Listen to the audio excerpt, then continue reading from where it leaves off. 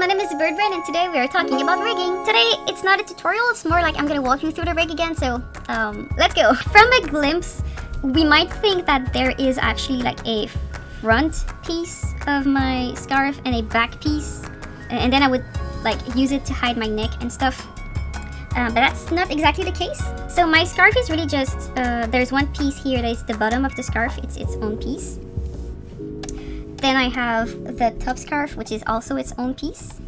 It's just one piece, like it doesn't have a front or a behind. It's really just one piece. So you can see it here in my little view, I really just have one piece from the top scarf and one piece from the bottom scarf. How do I get this to happen? Is that I have a cutter for my neck and I have a gradient that goes here. So if I remove this part right here, we are left with the full neck showing on top of the scarf, and then there's a gradient behind the neck. So that gradient is invert cutted on the scarf. I just thought it looked nicer, because if I just cut the neck, I thought something was missing. So I just put this little gradient behind so that it looks a bit darker. But it's really like, if I remove the neck, you see it's, and that cutter, it's just one piece with the gradient. So what I do is I use the scarf cutter here to cut the gradient so that it looks like it's in front, but it's really just one piece. And then the neck is there. So the neck is always in front of the scarf. It's just that I use this cutter to cut both the gradient and the neck. So then that blue shape that I had before, this is cutting both the neck and the gradient. And I mean, that's how I did my scarves. I think it's great because then I can just take the head, and if I have a perspective scene to get, I can just move it down and then just move my cutter a little bit. And I just thought it was really more easier to get some perspective because I'm not limited with having 2 layers of scarf to put into one on top of one another. And I just thought it was a bit more simple, but that's me. So maybe it's not gonna be simple for your production, it's just how I do stuff. So, oh, and while we have a bit more time, I can also show you a last thing about my rig. And that's also a choice that I made. It's not perfect. I don't think it's the most pretty thing ever, but Wu is it's made of either black or very, very dark shades of purple. And that's his design, right? He's supposed to blend in the shadow, so he's a shadow himself. But it's okay to blend in the background, but when you blend it with yourself, there's a bit of a problem. That undershirt is an undershirt, like it's a long sleeve undershirt that just goes like that. And it goes in the gloves as well. So it is a similar, it is the same color as the shirt, right?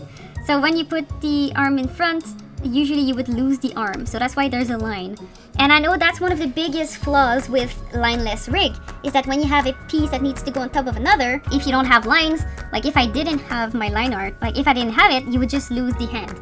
Which is, without a doubt, the biggest flaws and the harder thing to do with lineless rig. But I think it's only hard because a lot of people are very picky about details. For this rig, I just accepted that the line art is gonna show all the time. Like for the front arm, I just have a little line that shows up.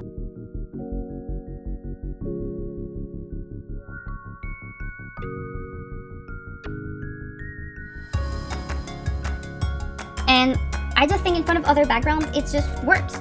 Anyway, it makes the arm pops up a little more, and it's just great.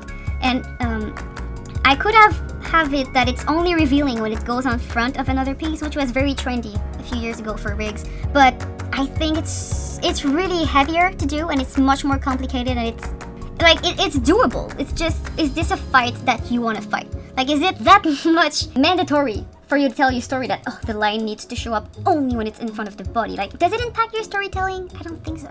So that's why I made the choice to just, like, it's like the hands, like the lines are always showing, and that's fine. And in order for this to work, I did take some creative decisions to have certain lines showing up.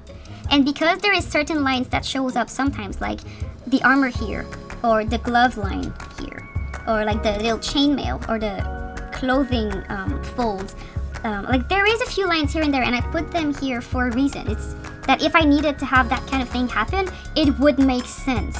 So it's not that you have to do lame designs for them to fit the rig. It's just that some decisions that you might think are very small, they could have a lot of impact in your production. So as I always say, yes, you can have revealing lines, but are you willing to put in the $300,000 more it's going to cost in your production to be animated, and then think if it's really important? So yeah, that's it. That's all I have to say for this week. I hope you had fun, and I'll see you again next week. Bye bye.